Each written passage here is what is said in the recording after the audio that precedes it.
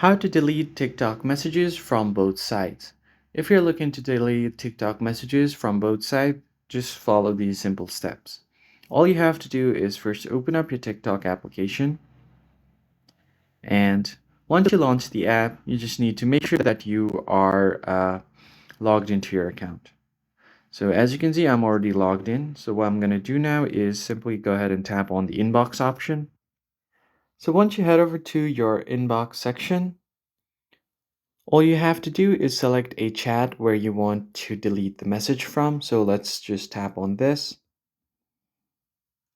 Now, all you need to do here is go ahead and type in a message. So once you write down your message, what you do is tap and hold on the message and then click on delete. What happens is if you only select delete for me, it will only be deleted for you.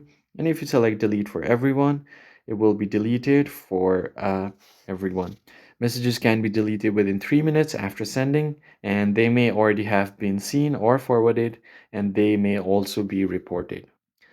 So that's how you basically delete message for everyone on TikTok. As you can see here, it has been more than 3 minutes, so I'm not able to delete it for everyone.